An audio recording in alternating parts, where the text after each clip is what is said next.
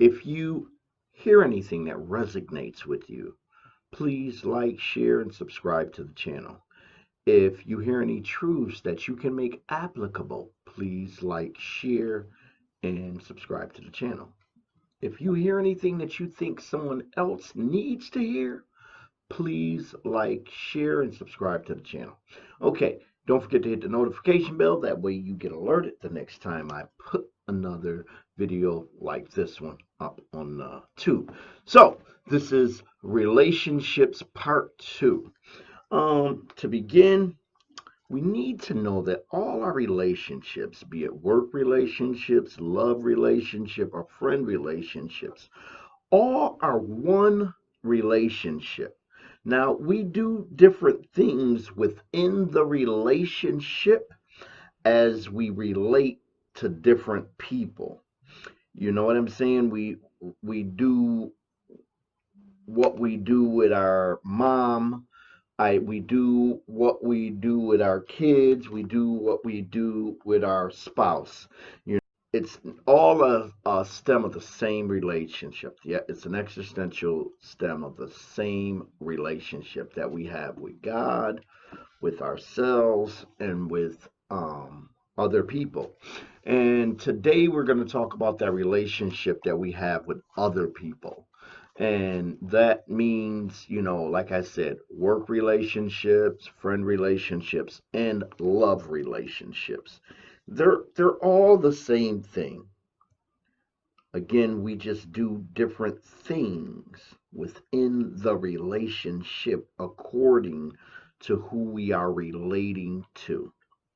Um, so let's look and see how the relationship was set up. It was set up as I pour into you, you pour into me, therefore, at the end of the day, neither one of us are depleted. I mean, have you ever had a day where you're killing it at work? You're killing it as a friend. You're killing it as a parent. You're killing it as a spouse. You're killing it as a sibling. You're killing it as a child. But who's killing it for you? And what I mean by that, where you're a daughter or a son to your mom or dad, you're a sibling to your siblings, you're a parent to your kids, and you're a friend to your friend. But who's being you to you? You're giving and adding to all these lives, but who's giving and adding to you? So again, that's the way the relationship was set up. As I pour into you, you pour into me. Therefore, at the end of the day, neither one of us are depleted.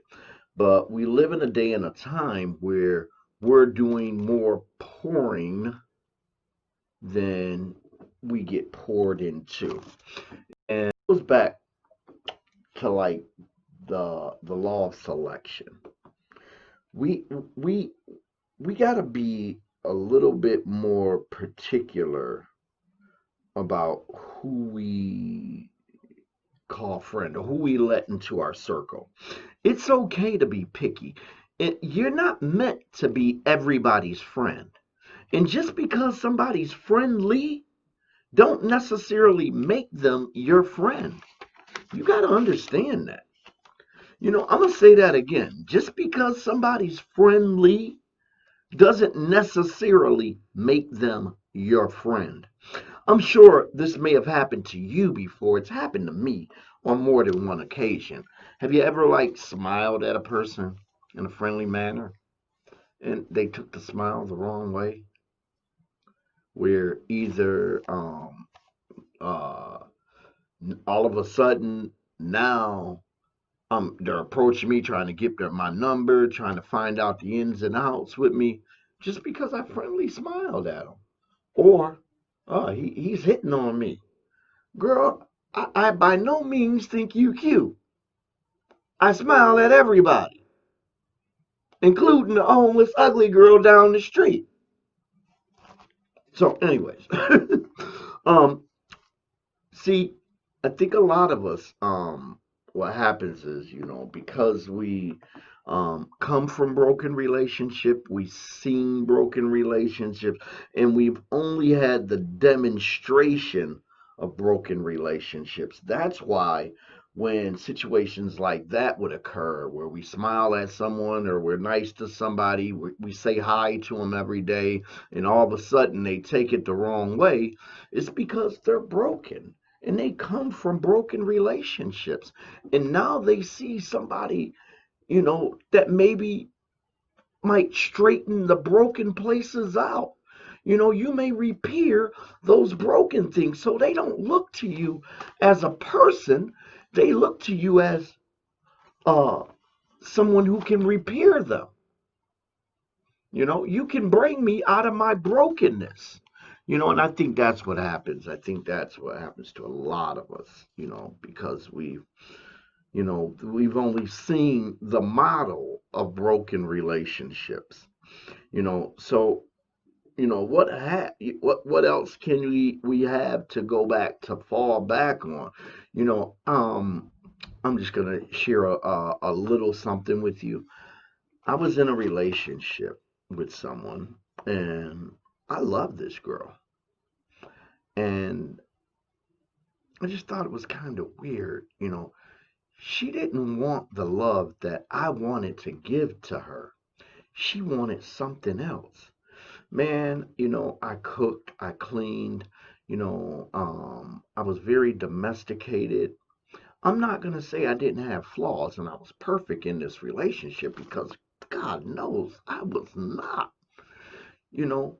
But besides that, some women might think that, man, this guy, he's awesome. He'd be the perfect man for me.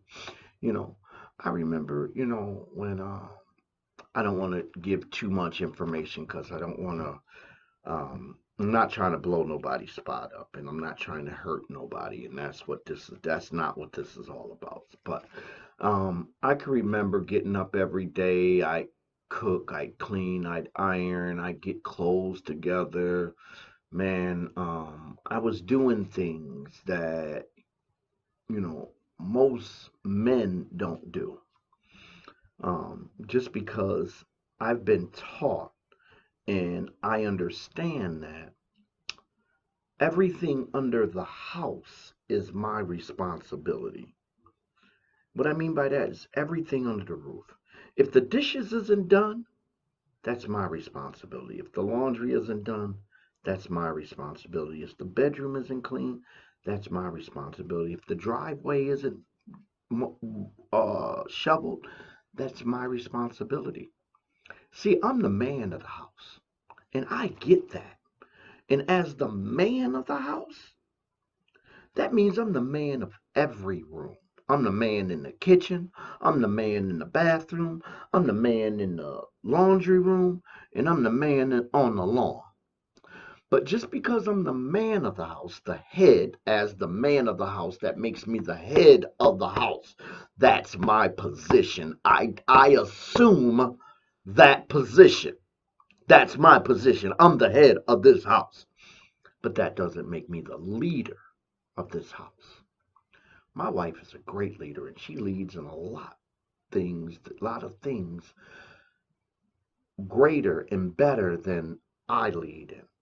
And I get that. And the things that my wife leads in, man, I'm the first one. Step out the way. I'm her biggest cheerleader. Go, girl, go.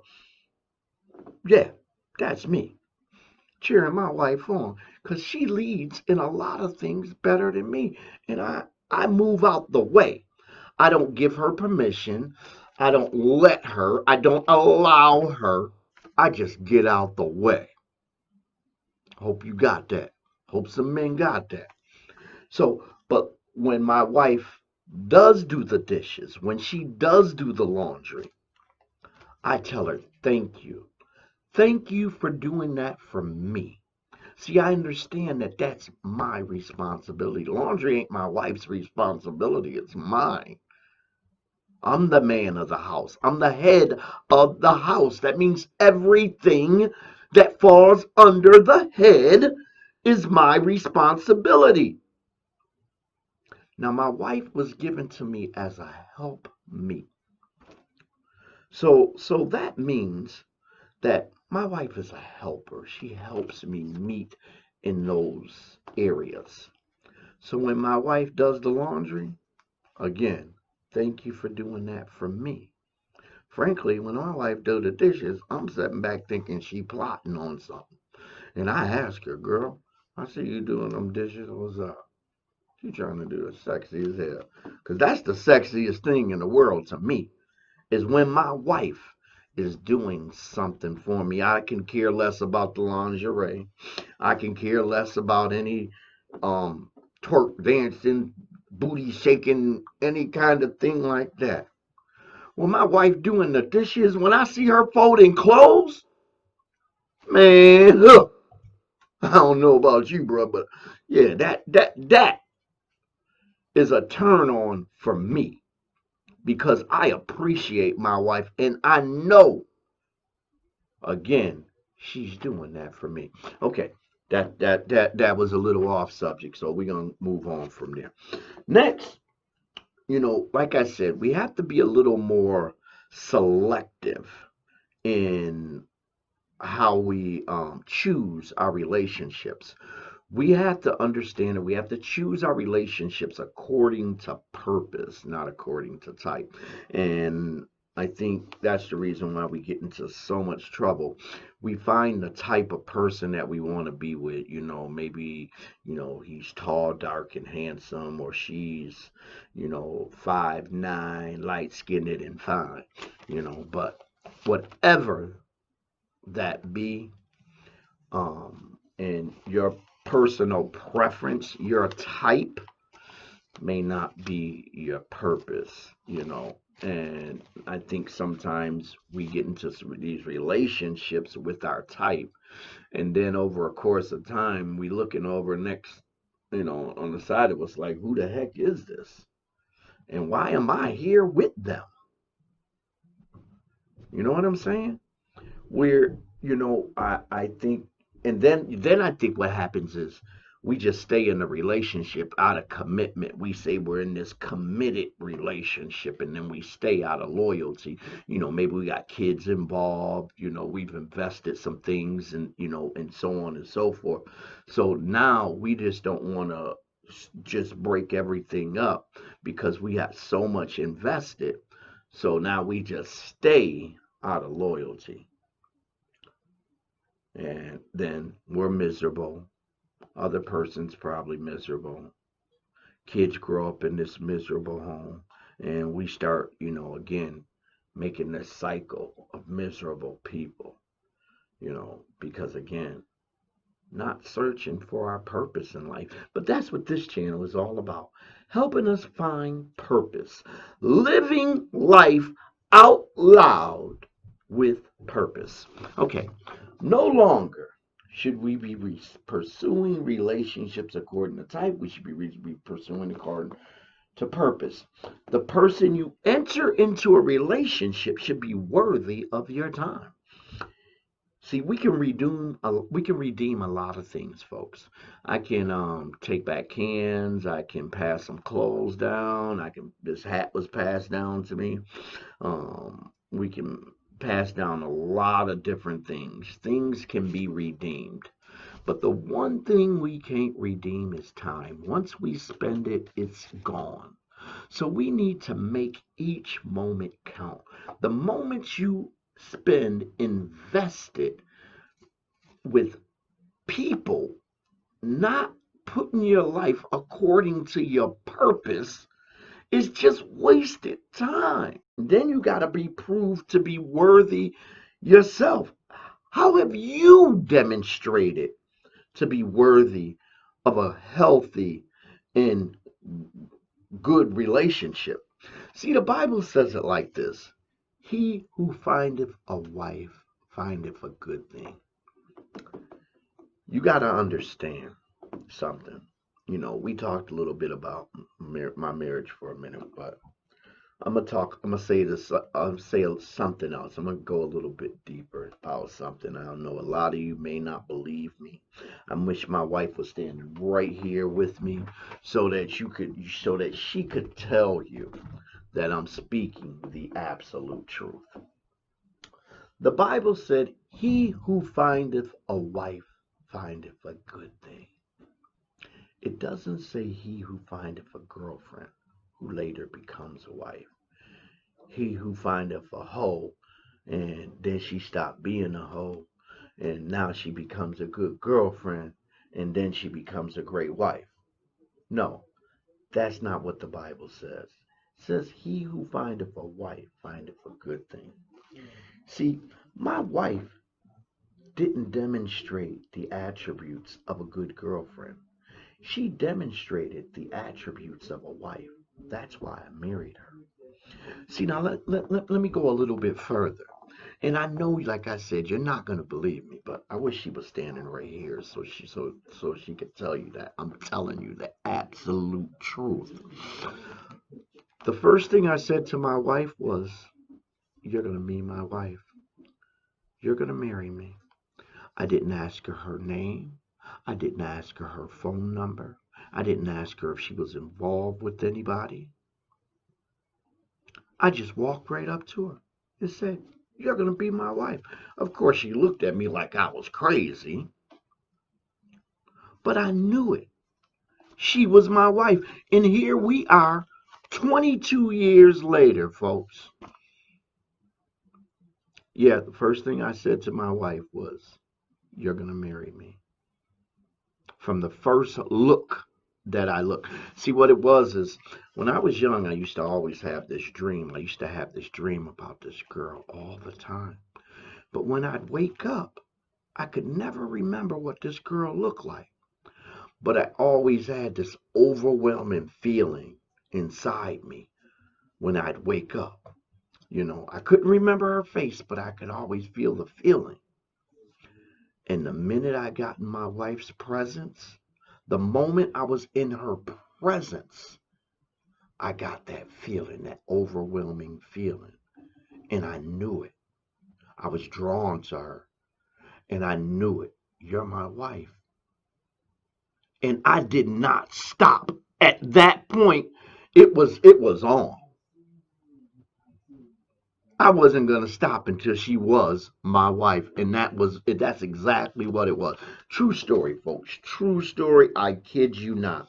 So so what I'm trying to say with all this is, you know, you may be demonstrating, the qualities of a great girlfriend. But if you're trying to be a wife, you need to demonstrate the qualities of a wife. And same for you men. If you want a wife, you need to demonstrate that you're a husband, not a boyfriend. You can't demonstrate that you're a boyfriend and expect to have a wife. You're gonna just keep finding girlfriends. Because a wife don't want you. A wife is gonna look at you and say, he's not for me. And you don't want a girlfriend that becomes your wife one day. You need to know, be as an absolute that she's your wife. I'm telling you, that's the only way you're going to make it. And if anybody tells you anything different, I'm going to tell you that they're divorced, they're not married, they're in a miserable relationship, and they hate each other. All right. Now,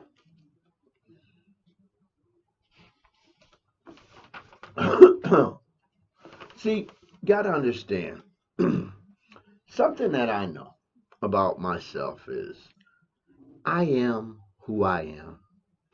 And I am everything who I was before I came into this room. And I am everything who I was before I got where I am in life.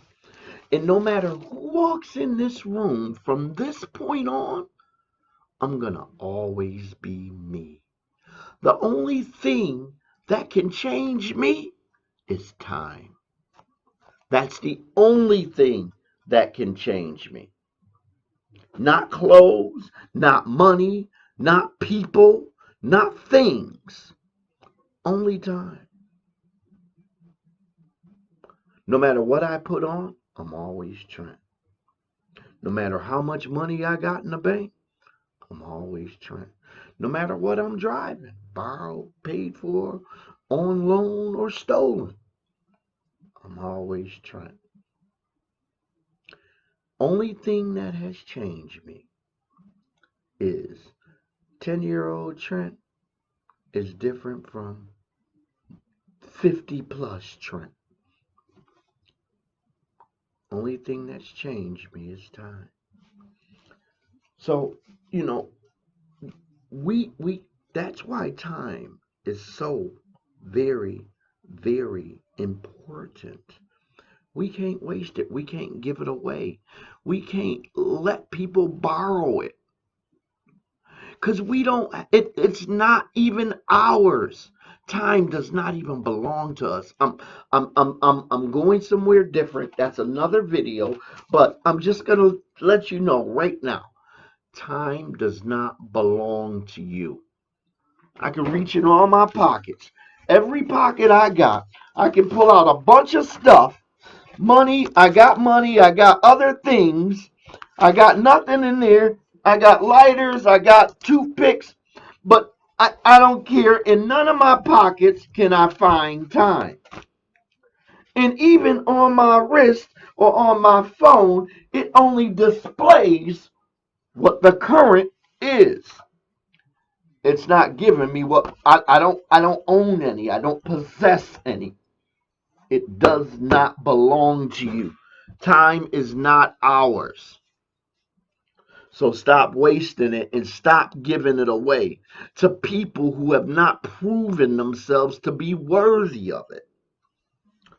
See, one thing I also know is that we don't get what we want, we get what we demonstrate. I'm going to say that again. We don't get what we want, we get what we demonstrate. So, again, if you want a husband, you have to demonstrate wife material. It doesn't the fact that you want it isn't enough. You have to show demonstration so that someone looking for a wife can say, "Hey, that's what I'm looking for." Same thing with you, men. If you are looking for a wife, you have to demonstrate that you're a great husband. Now, how do we recognize healthy and worthy relationships? And you know, first thing I think is if you're a zero, then you have nothing to offer. And yeah, you might be cute, but I can't build on cute. Your sex, your sex game might even be tight, phenomenal, but I can't build on blind and on mind blowing sex. And that's what some of you people are doing.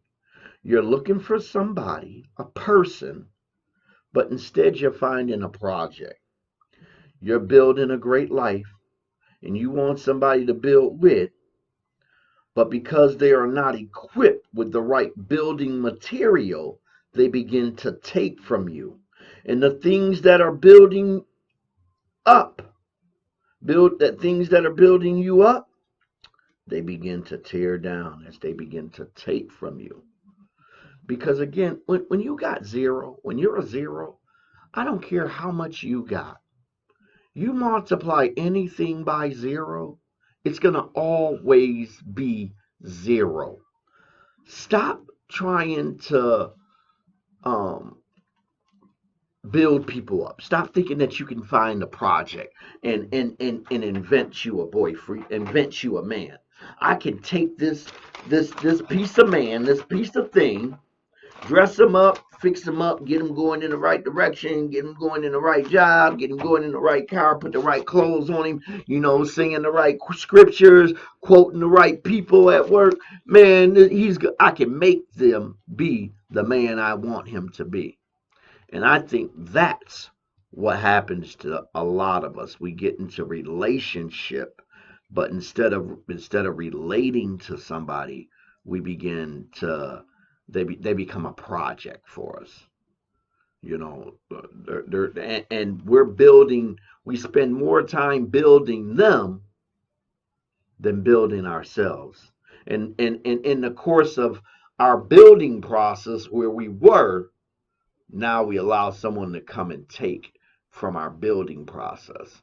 You know, they're taking from us. So the thing where we once were going up, now we become stagnant.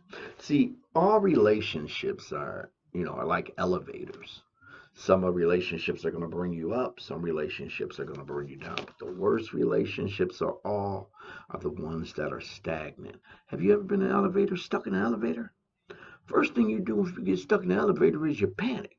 Man, like, what the heck? I don't want to be here. I don't want to be in this place. Let me out. So we start looking for someone who can help me, who can help me, who can help me out of this. Something, I need something. How can I get out? Trap door, something. But I got to get out of this thing. So just like that, we have to understand that when we see people, when you view people, when people come into your life, you got to see them as the elevator. Is this person going to take me up? Is this person going to take me down? Is this person going to leave me stagnant? Am I going to be stuck somewhere with this person? And again, that be work relationship, friend relationship, love relationship. There is no difference. We just do different things with different people within the same relationship. See, I think another thing that we got to realize, folks, is you got to understand that we are a limited resource. And as a limited resource, you're going to disappoint some people. You can't add value to everyone's life. And we got to get out of the notion that quantity is better than quality.